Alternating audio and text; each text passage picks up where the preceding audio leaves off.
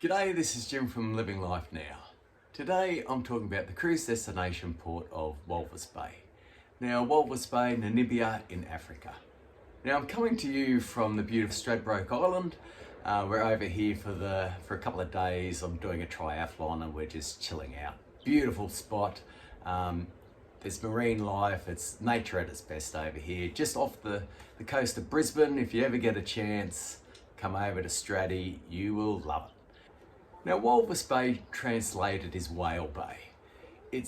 The bay is rich in plankton and attracts multiple marine life.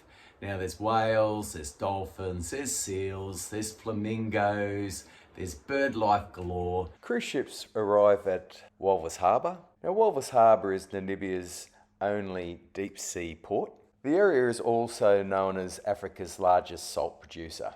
It has a population of 67,000 people, and cruise ships are most welcome into the area. The weather can be a little bit unpredictable depending on whether the wind's coming from the ocean or across the desert. A cruise ship's arrival will be celebrated by the locals as it brings a bit of liveliness into the town.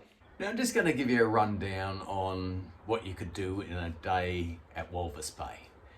Now you can either head north, you can head south, or you can stay around the Bay region.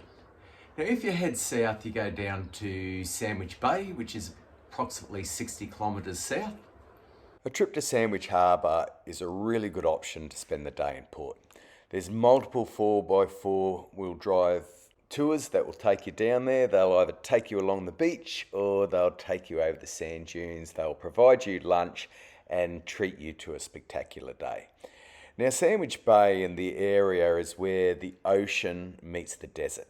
You've got some of the world's highest sand dunes sweeping down, meeting the Atlantic Ocean. Now, you must take a 4x4 excursion here, but the breathtaking views will be amazing on the trip there. You've got the salt pans, you've got the rich wetlands, you have diverse bird populations. There's over 150 different bird species recorded in this area. It is listed as a Ramsar site, international importance. Now there's also a good option to go north. Now 35 kilometres north, you come to a town called Swakopmund. Swakopmund is known for its German colonial architecture and unique blend of African and European cultures. The town is a popular tourist destination, mainly for its museum and its crystal gallery. Now, the crystal gallery displays the world's largest crystal quartz cluster. It kind of doesn't scream Africa to me, but may very well be worth a visit. Now, the third option here is to stay around Walvis Bay and enjoy the marine life around the bay.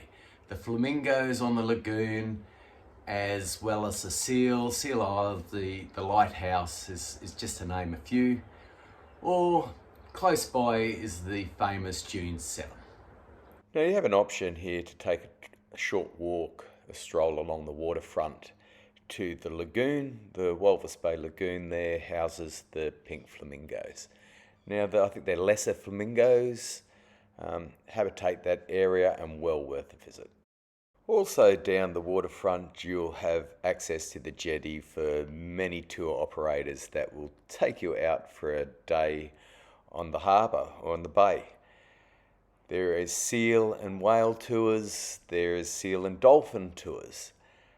You can kayak out there and have cheeky seals take a ride on the kayak. You have cheeky pelicans that will land and say hello for a fish, and the seals just make themselves at home because that is their home. So lots of options. If you haven't had enough of the water on a cruise ship and you want to get up close and personal with some marine life, definitely recommend a day out on the bay. It can get a little bit choppy if you go further out towards the mouth. So if you're a little bit seasick, you might want to explore the half day or the full day tours that take you further out to see some different varieties of dolphins. Out at Pelican Point you have Pelican Point Lighthouse, and it is the home of the seal colony. So that's where, if you want to kayak, the kayaks will take you out to Pelican Point and get you up close and personal with some ratbag seals. A 15-minute drive inland will get you to Dune 7. Now Dune 7's the highest dune in the area, and you can enjoy it from a distance, or you can also get up close and personal on that if you want to pay a fee and go for a little bit of a climb. Also within a 15-minute drive you'll get to see the Pink Lakes, the Salt Lakes of Walvis Bay.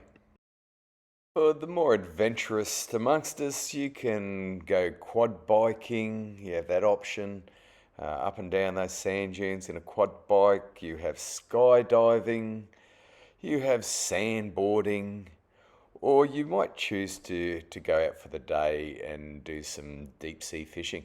And that's a pretty good option if you're a fisherman and you're missing throwing the rod. Certainly you'd get a good catch out there with that diverse marine life on a day on the water. Something to consider. For the Princess World Cruise 2025, it's important to note that we will be there on a Saturday. It'll be June the 28th and we're due to arrive at 9 a.m. Hopefully no fog around. We're due to depart at 6 p.m.